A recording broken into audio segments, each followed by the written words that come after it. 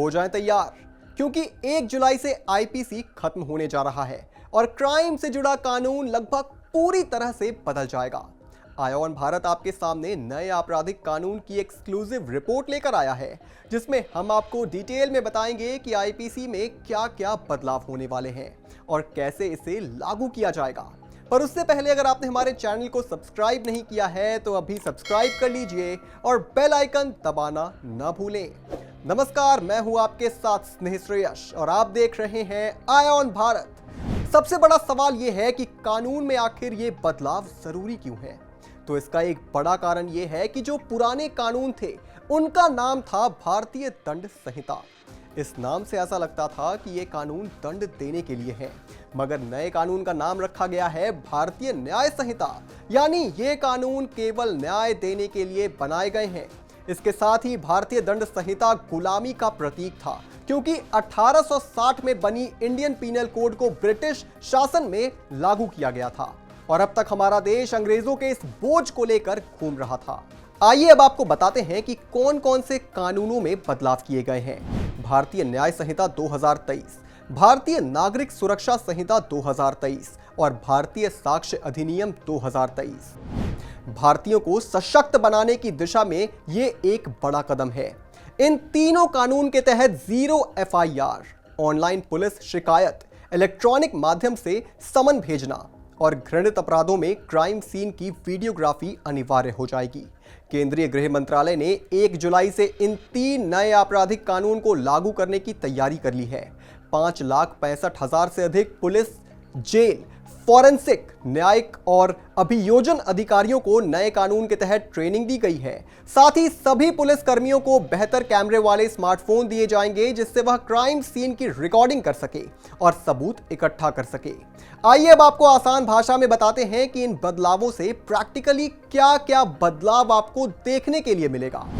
नए कानून के तहत अब कोई भी व्यक्ति पुलिस थाने जाए बिना इलेक्ट्रॉनिक माध्यम से घटनाओं की रिपोर्ट दर्ज करा सकता है। इससे मामला दर्ज कराना आसान हो जाएगा। पुलिस तुरंत कार्रवाई भी कर सकेगी। 0 एफआईआर से कोई भी व्यक्ति किसी भी पुलिस थाने में प्रथम सूचना रिपोर्ट यानी एफआईआर दर्ज करा सकता है। नए कानून में जुड़ा एक दिलचस्प पहलू यह भी है कि गिरफ्तारी की सूरत में व्यक्ति को अपनी पसंद के किसी व्यक्ति को अपनी स्थिति के बारे में सूचित करने का अधिकार दिया गया है। इससे गिरफ्तार व्यक्ति को तुरंत सहयोग मिल सकेगा। इसके अलावा गिरफ्तारी विवरण पुलिस थानों और जिला मुख्यालयों में प्रमुखता से प्रदर्शित किया जाएगा, जिससे कि गिरफ्तार व्यक्ति के परिवार और मित्र महत्वपूर्ण सूचना आसानी से पा सकेंगे। मामले और जांच को मजबूत करने के लिए फॉरेंसिक विशेषज्ञों का गंभीर अपराधों के लिए अपराध स्थल पर जाना और सबूत जुटाना अनिवार्य बना दिया गया है। इसके अलावा अपराध स्थल से सबूत जुटाने की प्रक्रिया की अनिवार्य रूप से वीडियोग्राफी कराई जाएगी, ताकि सबूतों में किसी प्रकार की छेड़छाड़ को रोका जा सके। विशेषज्ञों ने बताया कि इस कदम से जांच की गुणवत्ता और विश्वसनीयता बढ़ेगी। नए कानून में महिलाओं और बच्चों के खिलाफ अपराधों की जांच को प्राथमिकता दी गई है, जिससे सूचना दर्ज किए जाने के 2 महीने के भीतर जांच पूरी की जाएगी। नए कानूनों में महिलाओं और बच्चों के खिलाफ अपराध के पीड़ितों को सभी अस्पतालों में निःशुल्क प्राथमिक इलाज या उपचार मुहैया कराया जाएगा। महिलाओं के खिलाफ कुछ अपराधों में पीड़ित के बयान दर्ज किए जाएंगे और जहां तक संभव होगा कोई महिला मजिस्ट्रेट ही बयान दर्ज करेगी। अब समन इलेक्ट्रॉनिक माध्यम से दिए जा सकते हैं, जिसमें कि कानूनी प्रक्रियाओं में तेजी आएगी, कागजी काम में कमी आएगी और सभी पक्षों के बीच प्रभावी संचार सुनिश्चित होगा। अदालतें समय रहते न्याय देने के लिए मामले की सुनवाई में अनावश्यक विलंब से बचने के लिए अधिकतम 2 बार मुकदमे की सुनवाई स्थगित कर सकती है।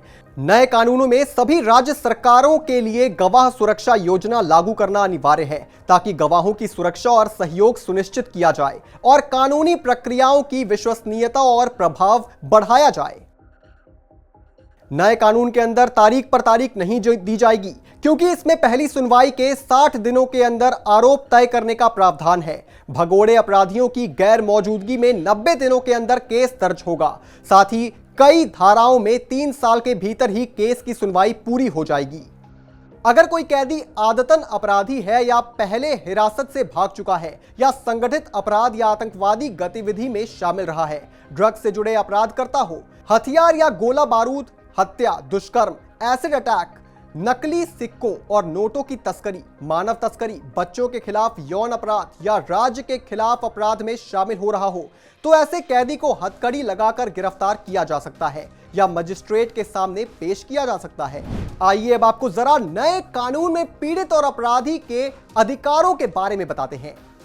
नए कानून के तहत पीड़ितों को 90 दिन के भीतर अपने मामले की प्रगति पर नियमित रूप से जानकारी पाने का अधिकार होगा।